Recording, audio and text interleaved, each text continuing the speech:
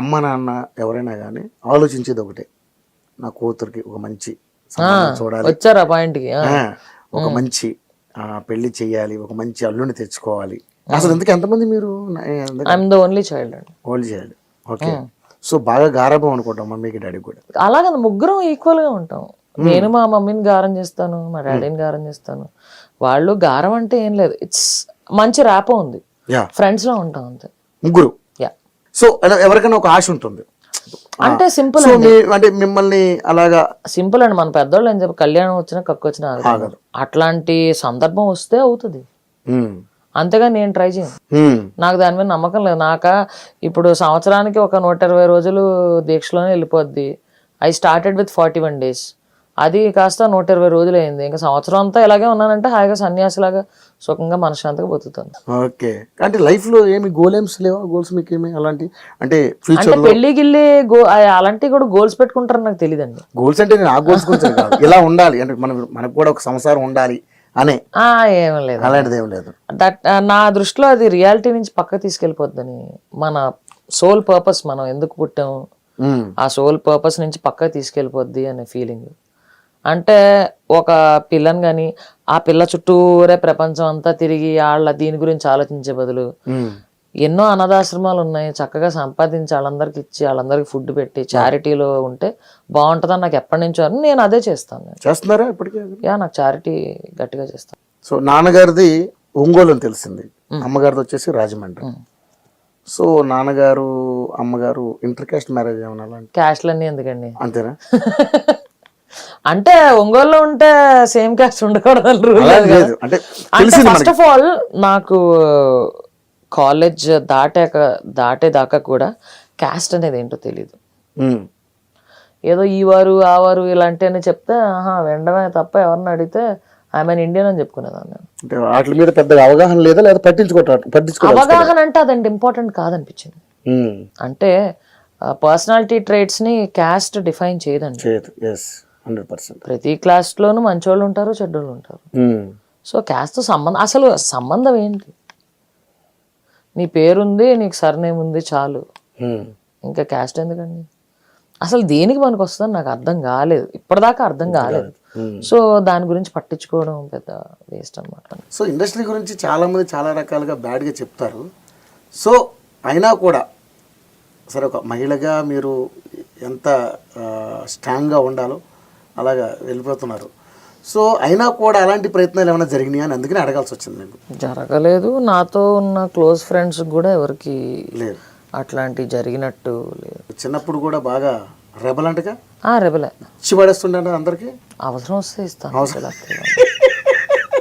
Okay.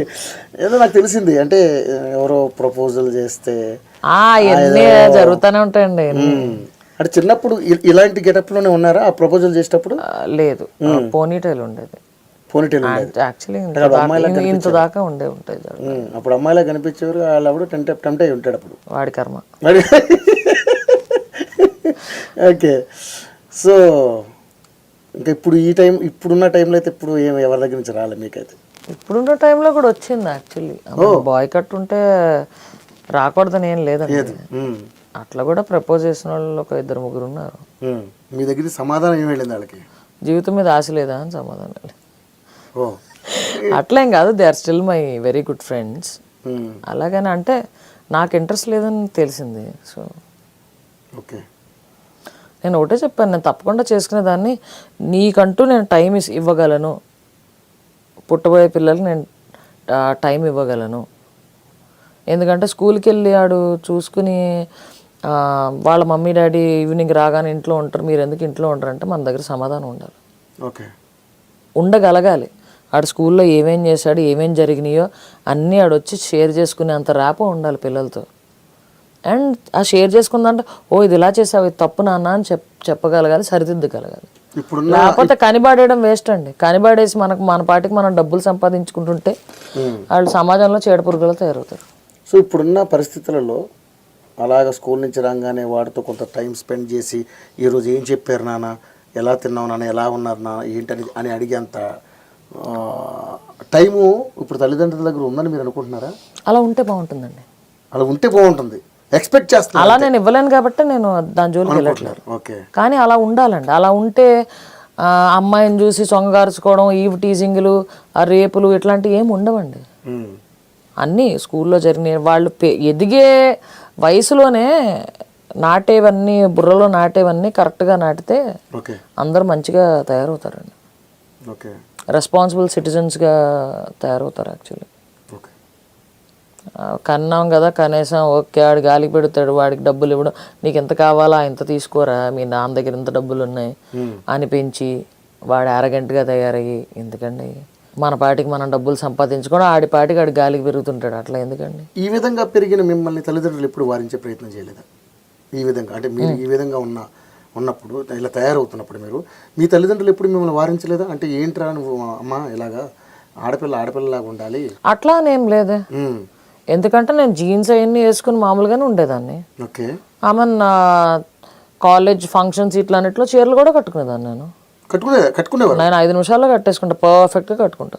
ఇప్పటికి ఇప్పుడు కట్టుకుంటే ఇంకెవరికైనా కడతాను కూడా. ఓ, పక్కన వాళ్ళు కట్టడం కూడా పర్ఫెక్ట్గా కట్టడం వచ్చు. 5 నిమిషాల్లో కట్టేస్తా. ఓ సూపర్.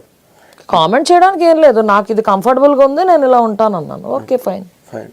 ఓకే. అయిపోయింది. ఇప్పుడు ఎప్పుడైనా అడిగారా అమ్మా నాన్న పెళ్లి చేసుకోవాలి అని?